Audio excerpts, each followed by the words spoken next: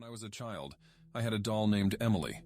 She was a porcelain doll with large, glassy eyes that seemed to follow me around the room. My parents bought her at an antique store, and I was instantly captivated by her eerie beauty. However, as the days went by, strange things started happening. At night, I would hear faint whispers coming from my closet. It was as if someone was calling out my name in a soft, eerie voice. One night, I mustered the courage to investigate, and when I opened the closet door, I saw Emily sitting on the top shelf, her head turned towards me. My heart pounded in my chest as I realized that the whispers were coming from her. The next day, I decided to confide in my parents about the creepy occurrences. They brushed it off as my imagination running wild and assured me that Emily was just a doll. But things escalated when I woke up one night to find Emily sitting at the foot of my bed, her glassy eyes staring into mine. I screamed, and my parents rushed into the room. But when they came in, Emily was back on the shelf, looking innocent as ever. I couldn't sleep for days after that, and I started seeing Emily in my nightmares. She would beckon me to come closer, promising to show me something special. The whispers grew louder and more insistent, and I couldn't escape them no matter where I went. Eventually, I couldn't take it anymore. One day I gathered all my courage and took Emily to the backyard. With a trembling hand, I buried her deep in the ground, hoping that would put an end to the nightmares and the whispers. For a while it seemed like it worked. The nightmares stopped, and the house felt peaceful again. But one stormy night, as lightning flashed across the sky, I saw Emily standing at the edge of my bed, her porcelain face cracked and broken. The whispers were louder than ever, and this time I could make out the words. "You can't escape me," she hissed. Since then I've moved away from that house, but I still hear her whispers in the dead of night, a constant reminder that I can never truly escape the horror of that haunted doll. As a child, I had a peculiar fear of mirrors. It all started when my family moved into an old house with a large antique mirror in the hallway. At first, I simply avoided looking into it, but soon, I began to notice something strange. Every time I glanced at the mirror, I saw a shadowy figure standing behind me. The figure had no discernible features, just a dark, looming presence. When I turned around to check, there was nothing there. But the moment I looked back into the mirror, the shadow would return, closer than before. One night, curiosity got the better of me. I decided to stay up and observe the mirror closely. As the clock struck midnight, the figure in the mirror moved. Its shadowy hand reached out towards me, and I felt a chill run down my spine. Panicking, I covered the mirror with a cloth, hoping to block out whatever malevolent force was lurking within. However, things only got worse from there. The mirror seemed to beckon me, calling me back to uncover its secrets. I couldn't resist the temptation and removed the cloth, only to see the shadowy figure now standing right behind me, its face inches away from mine. Terrified, I ran to my parents' room, but they dismissed my claims, thinking it was just my overactive imagination. But the mirror's malevolence wouldn't stop. I started noticing strange scratches on its surface, as if someone was trying to break free from within. One night I couldn't take it anymore. I grabbed a hammer and shattered the mirror into pieces. For a while I felt relieved, believing I had broken the curse. However, I soon realized that the shadow had not disappeared.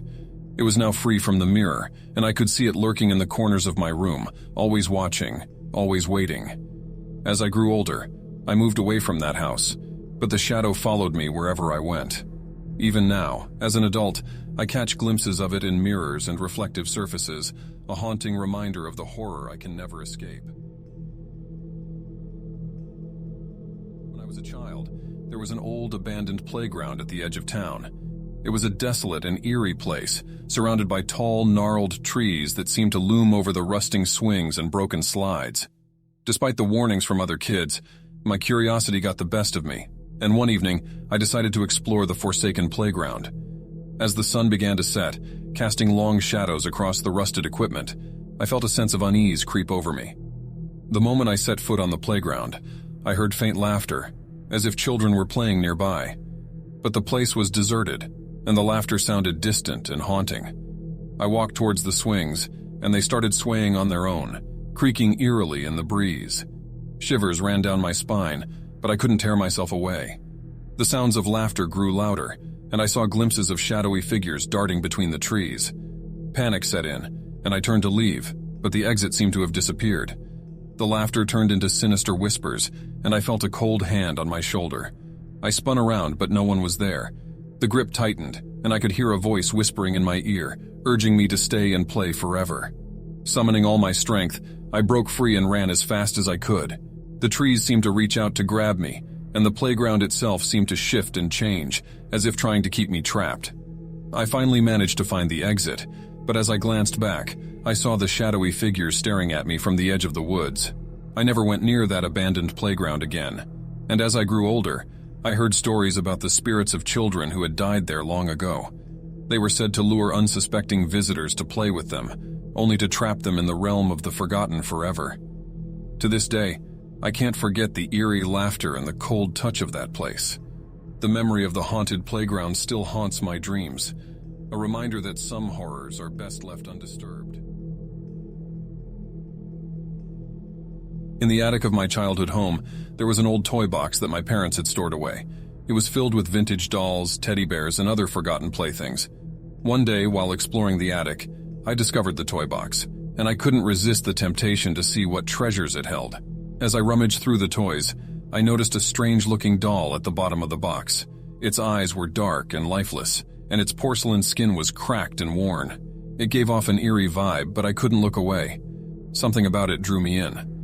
That night, I placed the doll on my bedside table. As I lay in bed, I heard faint giggling coming from the doll. At first, I thought it was my imagination, but the giggles grew louder and more persistent. I turned on the light, and to my horror, the doll was no longer on the table.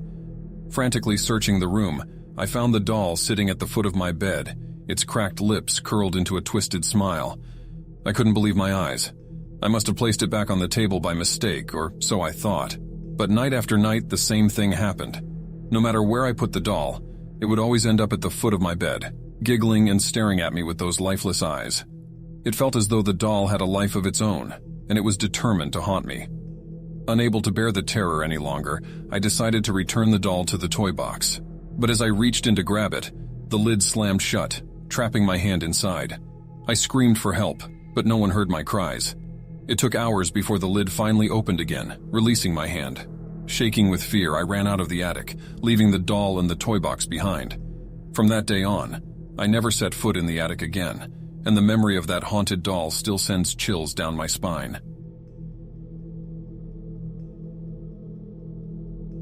In my neighborhood, there was a small playground with a single swing set. It was a popular spot for kids during the day, but as night fell, it became a place of terror. Legend had it that the swing would move on its own, pushed by the ghost of a child who had died there years ago. One evening, my friends and I dared each other to go to the playground after dark. We were determined to prove that the ghostly swing was nothing but a spooky tale to scare us. As we approached the deserted playground, a cold wind picked up, making the swing creak eerily. Nervously laughing, we took turns pushing each other on the swings. But as I sat on the swing, I felt a sudden chill, and the swing started moving by itself. Panic-stricken, I jumped off and watched in horror as the empty swing continued to sway back and forth. The other kids thought it was a prank, but I knew better. The legend was true, and the ghost of the child was still present. We ran back to our homes, vowing never to return to the haunted playground again, but the ghostly encounter didn't end there. That night I heard soft giggling outside my window, and when I looked out I saw a shadowy figure swinging on the playground swing, its eyes glowing with an otherworldly light. I tried to tell my parents, but they dismissed it as my overactive imagination. The ghostly swing became a recurring nightmare, haunting me in my sleep and tormenting me with its eerie presence. No matter where I went, I couldn't escape the ghost's laughter and the swinging swing. To this day, I can still hear the creaking of the swing and the ghostly giggles, a constant reminder that some spirits never rest.